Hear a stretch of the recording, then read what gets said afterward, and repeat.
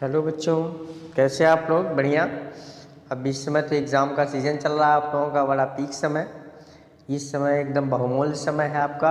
आप एक एक मिनट, एक एक सेकेंड आप परीक्षा के लिए निकालिए, क्योंकि अब ये उल्टी गिनती आपकी स्टार्ट हो गई। आज 1 फरवरी हो गया है, 20-22 से आपका एग्ज़ाम है। तो हम ये आशा करेंगे कि अब आपका अपना बहुमूल्य समय तनिक भी इधर उधर न करके पूरा का पूरा टाइम अपने सब्जेक्ट पे दीजिए, ताकि एग्ज़ाम का जो परिणाम हो वो आपके हित में हो, आपकी इच्छानुसार हो। आपका जो एम है उसको पूरा करते हुए तो हम आज उसी के एवज़ में परीक्षा के अकॉर्डिंग, जैसा कि इम्पॉर्टेंट क्वेश्चन आप लोगों से कहा गया था एग्ज़ाम के समय में कि सारे इम्पॉर्टेंट क्वेश्चन टॉपिक वाइज देंगे, तो ये अगला टॉपिक है आपका दिष्ट धारा परिपथ। ठीक, दिष्ट धारा परिपथ में पहला क्वेश्चन आपका है कि सेल के आंतरिक प्रतिरोध से क्या समझते हैं। पहला क्वेश्चन है आपका, सेल के आंतरिक प्रतिरोध से आप क्या समझते हैं, यह किन किन बातों पर निर्भर करता है। यह किन किन बातों पर निर्भर करता है। तो पहले तो आंतरिक प्रतिरोध होता क्या है। सेल का आंतरिक प्रतिरोध, अभी प्रतिरोध आप जानते थे कि प्रतिरोध क्या होता है। किसी चालक में धारा प्रवाह में जो अवरोध उत्पन्न होता है, जो अवरोध होता है वही प्रतिरोध होता है। लेकिन आंतरिक प्रतिरोध, सेल का आंतरिक प्रतिरोध, तो सेल में क्या होता है आपका कि एक सॉल्यूशंस होता है, घोल होता है, विद्युत अपघट्य होता है। उस विद्युत अपघट्य में चार्ज का, आवेश का एक इलेक्ट्रोड से दूसरे इलेक्ट्रोड तक पहुंचने में जो सॉल्यूशन यानी अपघट्य के द्वारा जो अवरोध उत्पन्न होता है, उस अवरोध को हम सेल का आंतरिक प्रतिरोध कहते हैं। इसको हम स्मॉल आर, छोटे आर से प्रदर्शित करते हैं। अब बात आ जाती है यहाँ पे कि ये किन किन बातों पर निर्भर करता है। ये किन किन बातों पर निर्भर करता है, तो ये तो पहले विद्युत अपघट्य के नेचर पे डिपेंड करता है, ठीक है ना। विद्युत अपघट्य के नेचर पर डिपेंड करता है। दूसरा कंडीशन है कि ताप, सांद्रता। विद्युत अपघट्य के नेचर का मतलब ताप हो गया, सांद्रता हो गया, उनके प्लेटों के बीच की दूरी के ऊपर निर्भर करता है, और प्लेटों का कितना क्षेत्रफल सॉल्यूशन यानी अपघट्य में डूबा हुआ है उन बातों पर निर्भर करता है। यानी किसके ऊपर? विद्युत अपघट्य के नेचर यानी ताप, सांद्रता तथा प्लेटों के बीच की दूरी, और वो जो प्लेट हैं वो सॉल्यूशन यानी अपघट्य में कितना डूबा हुआ है उसके क्षेत्रफल पर निर्भर करता है। ये तो था पहला क्वेश्चन। दूसरा क्वेश्चन है विभव मापी के सुग्राह्यता से क्या समझते हैं, यह किस कारक पर निर्भर करती है और कैसे करती है। विभव मापी क्या है? विभव मापी यानी विभव मापी पोटेंशियोमीटर। पोटेंशियोमीटर विभव मापी क्या है? विभव मापी एक तरह का विभव को, जैसे वोल्ट मीटर आया उसी तरह से वोल्ट मीटर वोल्टेज को, विभव को मापता है।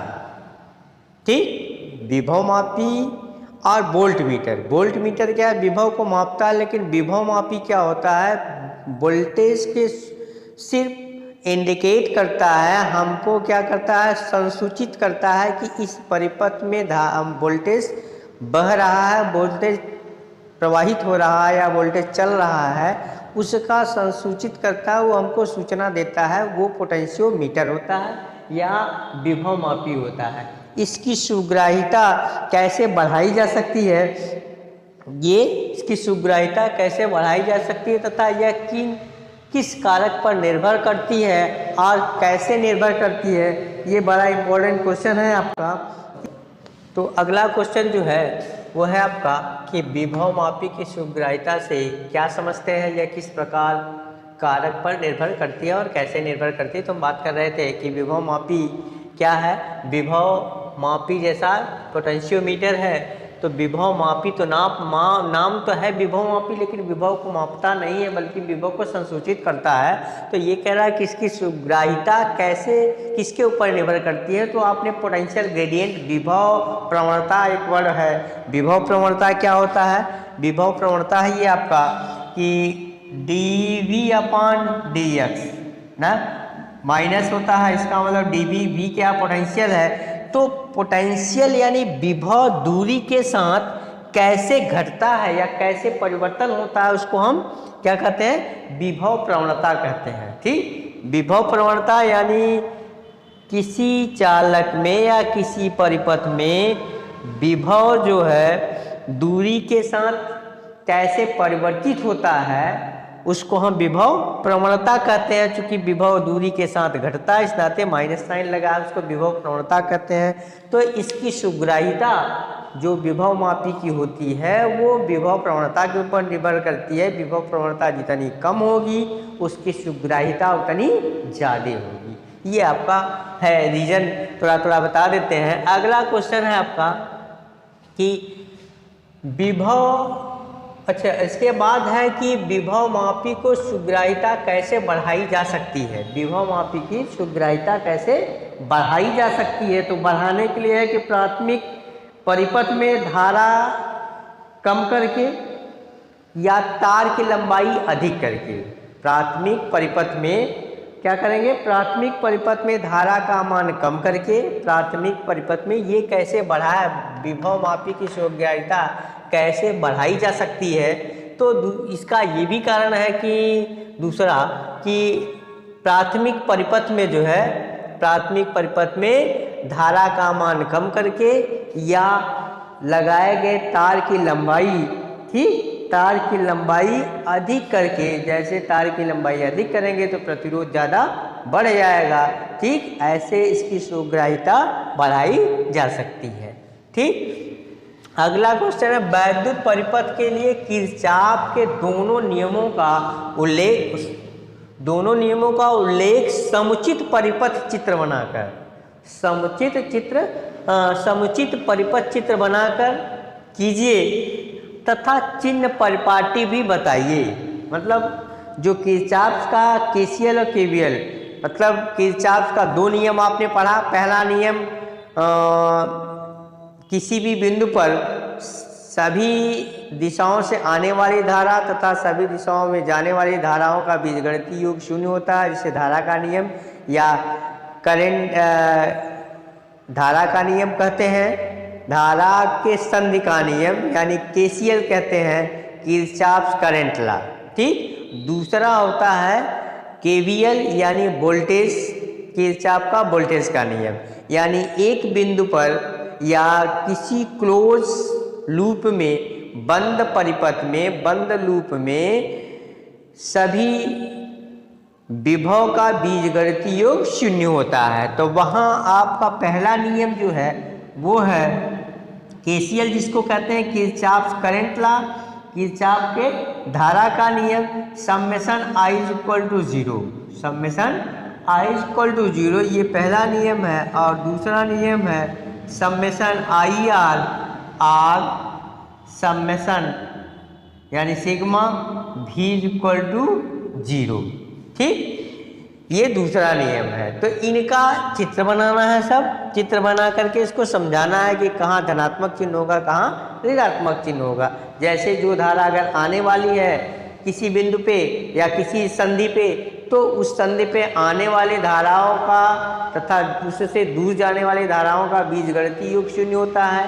तो जो आ रही उसका धन चिन्ह ले रहे हैं, तो जो जा रही उसका चिन्ह ऋणात्मक होगा। वो चिन्ह परिपाटी बता रहा है। उसी तरह से यहाँ कि वोल्टेज जब लिखेंगे तो वहाँ वोल्टेज का किस तरह से चल रहा है, कौन सा लूप बन रहा है, उस लूप में जो है कैसे चल रहे हैं। तो धारा का मान धारा की दिशा में कि धारा के विपरीत दिशा में, कब वोल्टेज धनात्मक हो रहा है, विभव कब ऋणात्मक हो रहा है, उस चिन्ह परिपाटी की चर्चा कर देनी है आपको। और दूसरा क्वेश्चन इसी में है किरचॉफ के दोनों नियमों का उल्लेख कीजिए। यहाँ भी है, ये तो हो गया ये चीज़। यहाँ कह रहा है किरचॉफ के दोनों नियमों का उल्लेख कीजिए तथा इसकी सहायता से किसी व्हीटस्टोन सेतु के लिए संतुलित होने का सूत्र ज्ञात कीजिए। ठीक है ना, किरचॉफ के नियम का, यानी यहाँ क्या लिख देंगे आप, किरचॉफ का जो नियम है वो आप व्हीटस्टोन सेतु के लिए जो वैल्यू होता है, इसके लिए आप लिखते हैं क्या, अगर 4 रेजिस्टेंस P/Q = R/S, ये किरचॉफ का नियम लगा करके ही प्रूफ होता है। इस नाते इस नियम को बताना है, आपको प्रूफ करना है, वही आपने होने का सूत्र ज्ञात कीजिए। तो सर्किट डायग्राम बना करके वो कर सकते हैं। ठीक, नेक्स्ट क्वेश्चन है मीटर सेतु का चित्र खींचिए। मीटर सेतु का चिन्ह खींचिए। मीटर सेतु भी क्या है, मीटर सेतु में हम किसी अननोन रेजिस्टेंस मीटर सेतु का यूज करके, मीटर ब्रिज का यूज करते किसी भी अननोन तार का या अननोन किसी वायर का हम रेजिस्टेंस या प्रतिरोध ज्ञात करते हैं। जैसा कि आपको ऑपरेटर्स होगा उसमें ये मीटर ब्रिज, इसका नाम कभी कभी पूछता है कि मीटर ब्रिज को परिभाषित कीजिए, तो इसमें 1 मीटर की एक लकड़ी की फ्रेम होती है जिसकी वजह से इसका नाम मीटर ब्रिज पड़ गया है। उसमें क्या होता है कि एक गैल्वेनोमीटर लगाते हैं आप, ठीक, और एक सिरे पे रेजिस्टेंस बॉक्स लगाते हैं, प्रतिरोध बॉक्स, और एक सिरे पे अननोन तार लगाते हैं जिसका रेजिस्टेंस हमको निकालना होता है। बाकी आपको फिगर एक्सप्लेन थियरी में बताया गया है, वहाँ आप देख सकते हैं।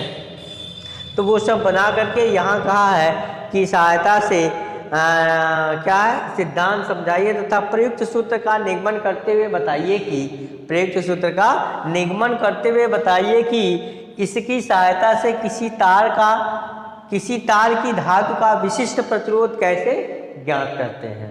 विशिष्ट प्रतिरोध कैसे ज्ञात करते हैं, यहाँ फार्मूला, वहाँ थ्योरी पे इंपॉर्टेंट क्वेश्चन हैं। ये और ये दोनों मिलता जुलता क्वेश्चन है, दोनों इंपॉर्टेंट है, फिर ये भी सबसे ज़्यादा इंपॉर्टेंट है। तो इन दोनों को, यानी जो इस चैप्टर से मैंने 7 क्वेश्चन यहाँ रखा है, 7 क्वेश्चन में इस 7 क्वेश्चन से ही कोई ना कोई क्वेश्चन जो है आपका वहाँ मैच करना है। ठीक है ना, तो पहले इसको करेंगे, आप इतना तैयार करेंगे, इसके बाद बचता है आपके पास समय कि हम और चैप्टर इसमें तैयार कर सकते हैं। ये तैयार होने के बाद तो उसको भी तैयार कर सकते हैं आप। तो अगला क्वेश्चन आपका कि विभव मापी, ठीक है, 6 क्वेश्चन है, विभव मापी किसे कहते हैं। अभी हमने परिभाषा आपको बताया, उसके पहले विभव मापी किसे कहते हैं, इसके सिद्धांत चित्र खींचकर समझाइए, इसकी सुग्राह्यता किस प्रकार बढ़ाई जा सकती है। विभव मापी किसे कहते हैं, इसकी सिद्धांत चित्र खींचकर समझाइए, इसकी सुग्राह्यता कैसे बढ़ाई जा सकती है। ठीक, तो अभी आपने देखा सुग्राह्यता कैसे बढ़ाई जा सकती है, तार का यानी प्राथमिक परिपथ में धारा का मान कम करके या तार की लंबाई बढ़ा करके, ठीक है ना, तो सुग्राह्यता बढ़ाई जा सकती है। अब कंडीशन है, बाकी चीज़ तो आप विभव किसे कहते हैं उसके पहले मैंने बताया, इसके सिद्धांत को लिखना है आपको। इसके बाद ये, तो ये इंपॉर्टेंट क्वेश्चंस हैं, ये भी 3 से 4 लॉन्ग क्वेश्चन है। ऊपर वाले जो विभव मापी का क्वेश्चन था वो 2 नंबर का क्वेश्चन है, छोटे क्वेश्चंस हैं।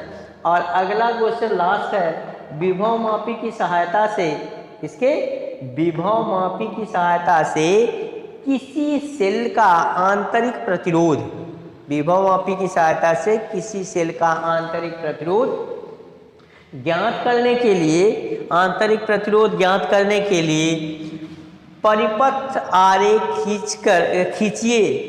आंतरिक प्रतिरोध ज्ञात करने के लिए परिपथ आरेख खींचिए तथा प्रयुक्त सूत्र का निगमन कीजिए, तथा प्रयुक्त सूत्र को प्राप्त कीजिए या निगमन कीजिए, मतलब एक ही है, प्राप्त सूत्र को प्राप्त कीजिए। तो ये सारे, ये दिष्ट धारा परिपथ से ये 7 क्वेश्चन मैंने सिलेक्टेड क्वेश्चन आपको दिया है। ये कुछ टॉपिक है जो बताते समय मैंने एक्सप्लेन किया कि इसको प्रूव करना है। यहाँ पोटेंशियल ग्रेडियंट है, यहाँ किरचॉफ का दोनों नियम है, ये एक्सप्लेन हल्का फुल्का मैंने इस क्वेश्चन में कर दिया है कि कहाँ से क्वेश्चन है। तो इसी टॉपिक का क्वेश्चन है, दिष्ट धारा परिपथ का, इस चैप्टर का है। ठीक, और बाकी नेक्स्ट चैप्टर का इंपॉर्टेंट क्वेश्चन हम लेकर के मिलते हैं नेक्स्ट वीडियो में। तब तक के लिए आप लोग खुश रहिए और बढ़िया से तैयारी करिए। ये पीक सीजन है आपका, सबसे मेच्योर टाइम है। आप 1-1 मिनट अपने सब्जेक्ट पे लगाइए, अपने विषय पे लगाइए, ताकि आपका जो रिजल्ट हो वो सुनहरा हो, अच्छा हो, हम लोगों को कम से कम आशीर्वाद देने का मौका मिले, यही कामना है। तब तक नेक्स्ट वीडियो में हम लोग फिर मिलते हैं। थैंक यू बेटा।